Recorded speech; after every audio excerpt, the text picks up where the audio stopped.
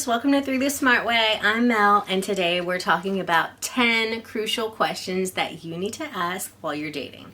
Okay, so lots of people are dating with the coronavirus going on right now. You're at home, you're on that computer, you're trying to find somebody that you like. So you need to ask questions early and often about if you guys really match. Right? So some people don't want to have these heavy conversations, or they consider them heavy because they're like, oh, you're just now starting to date somebody.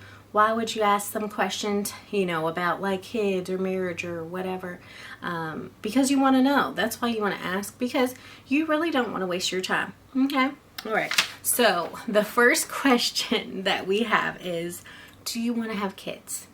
Okay, you might want to know this because you want to have kids. You've been dreaming about having kids your whole life, and they might not want to have kids, or vice versa. Or they might say, I'm going to have kids in like 10 years, and your biological clock is saying, listen, I only have 5. Okay, so 2, do you believe in marriage?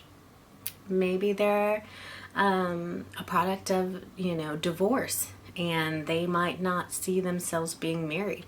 Are you okay with just being in a relationship for a long time? 3, what's your religion? Do you want to be unequally yoked to this person? Does it matter? Is it going to matter to your family? If one person's Catholic, one person's Christian, one person's Jewish, or they believe in Judaism, and one person's Muslim. Does it matter? Is it that important? Okay. So 4, what's your political affiliation?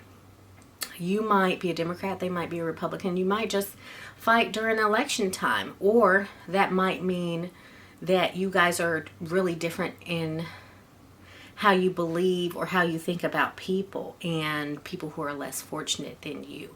What is your moral cloth and your moral makeup? Do you have kids?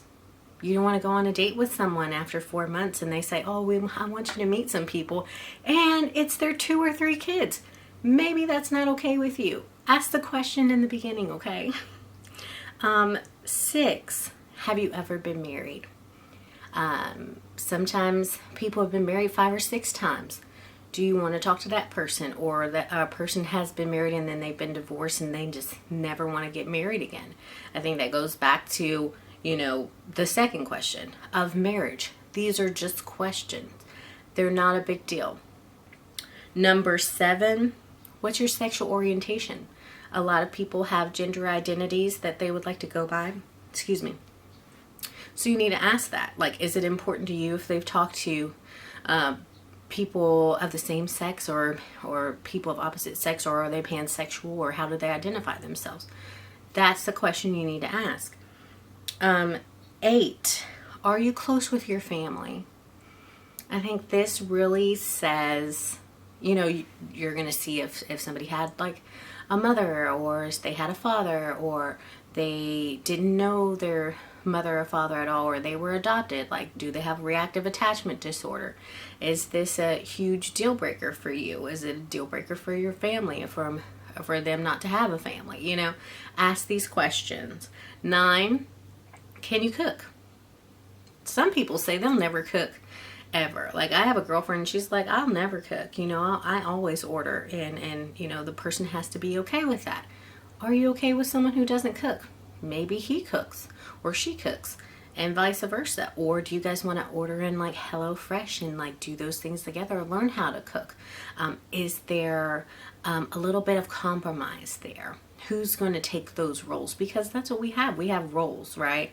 10, what are your career goals? A lot of people want to ask how much you make. That's why they say, oh, hi, how are you? What do you do?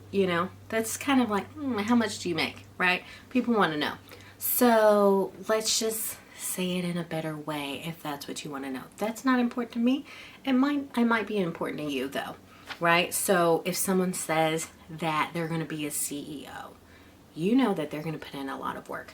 You're probably going to be on the back burner. If they're a business owner, a new business owner, or they're going into a partnership with somebody, you're probably going to be put in the back burner.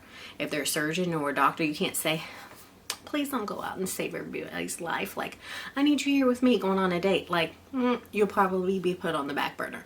But are you okay with that? You know what I mean? Are you okay with a life where you're a little bit more comfortable, but you don't see that person as often? Okay. And then just the bonus question is, where do you want to live? A lot of people never want to leave where they are. And if you're not comfortable with that location, you need to know that. Like, it seems like something so simple, but some people just aren't happy in the location that they met you in. They don't like the area, they don't like the weather, or what have you. So ask these questions.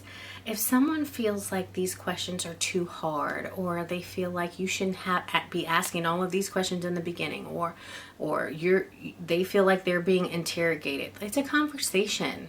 You let it flow. You don't have to just go through boom, boom, boom, boom, boom, like 1 through 10, but just have a conversation about it. Maybe one day you talk about religion and church and what you did and your experiences, and you guys laugh about it and you talk about it. It doesn't have to be like a grilling session, but these are important. Like I said, they might not be important to you. They might not be important to your partner. They might be important to their family, but it's just conversation. It's good to have it. So we hope that these questions helped you. We love you guys, and we'll see you next week, okay? Bye.